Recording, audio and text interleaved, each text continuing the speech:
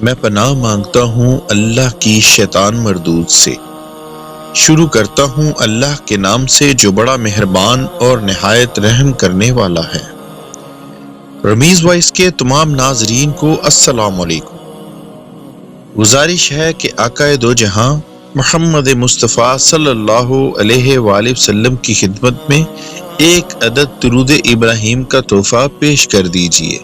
جزاک اللہ۔ حضرت امام حسین علیہ السلام کی شہادت پر انسان، حیوان اور جنات سب غمزدہ تھے۔ جب حضرت امام حسین علیہ السلام کو بے رحمی سے شہید کیا گیا تو ہر طرف خون کی سرخی پھیل گئی، یہاں تک کہ آسمان بھی 3 دن تک سرخ رہا۔ تمام پرندوں میں سے الو وہ پرندہ ہے جس کو حضرت امام حسین علیہ السلام کی شہادت کا بہت افسوس ہوا، اور اس پرندے نے انسانوں سے ناطہ توڑ لیا۔ یہ بے زبان پرندہ بھی اتنا سمجھتا ہے کہ حضرت امام حسین علیہ السلام اللہ کے آخری نبی حضرت محمد مصطفیٰ صلی اللہ علیہ وآلہ وسلم کی گود میں کھیل کر بڑے ہوئے اور ان کے لخت جگر تھے جو جنت میں نوجوانوں کے سردار ہیں۔ ایک بے زبان پرندہ یہ بات سمجھتا ہے، مگر افسوس کہ کافر دماغ اور زبان رکھنے کے باوجود بھی نہ سمجھ سکے۔ جب سے حضرت امام حسین علیہ السلام کی شہادت ہوئی تب سے الو نے آبادی میں رہنا چھوڑ دیا اور ویرانی میں رہنا شروع کر دیا۔ الو صرف رات میں باہر نکلتا ہے، دن کو وہ بس تنہا ویران جگہ پر رہتا ہے۔ جب حضرت امام حسین علیہ السلام کو شہید کیا گیا تو الو نے قسم اٹھائی کہ اب کبھی وہ آبادی میں نہیں رہے گا بلکہ تنہا ویران جگہ پر رہے گا، اور اب الو رات بھر غمگین رہتا ہے یہاں تک کہ صبح ہو جاتی ہے۔ امام علی مقام کی شہادت سے پہلے الو آبادیوں میں رہا کرتا تھا، اور جب بھی کوئی کھانا کھاتا تو الو بھی پاس آ کر بیٹھ جاتا اور اسے لوگ کھانا کھلاتے اور پانی بھی دیتے۔ اس طرح وہ کھا پی کر اپنی جگہ واپس چلا جاتا۔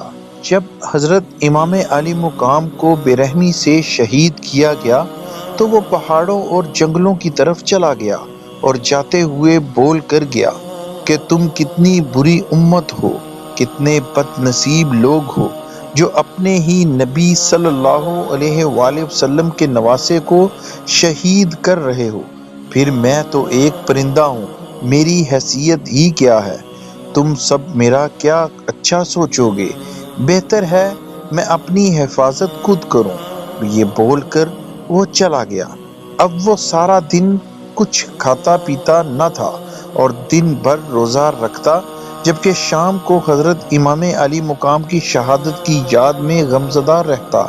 جہاں الو حضرت امام علی مقام کی شہادت پر غمگین ہوتا ہے، وہاں کبوتر بھی ایک ایسا ہی پرندہ ہے جس کو حضرت امام علی مقام کی شہادت پر بے انتہا دکھ ہوا۔ یہ پرندہ بھی ان لوگوں پر لعنت بھیجتا ہے جنہوں نے اللہ کے رسول صلی اللہ علیہ وآلہ وسلم کے لخت جگر اور ان کے نواسے کو شہید کیا۔ حضرت امام جعفر صادق فرماتے ہیں کہ ایک دن میں داؤد کے گھر میں بیٹھا ہوا تھا اور وہاں ایک کبوتر دیکھا جو زور زور سے کچھ بول رہا تھا، تو میں نے داؤد سے دریافت کیا، لیکن داؤد نے عرض کی مولا مجھے نہیں پتا کہ یہ کبوتر کیا بول رہا ہے۔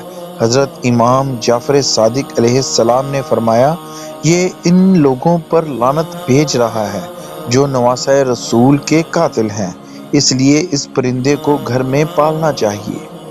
ناظرین محترم، حضرت امام حسین علیہ السلام اور کربلا معلیٰ کے شہداء کی یاد میں اپنی آنکھوں کو نم کرنا بھی بہت بڑی فضیلت ہے۔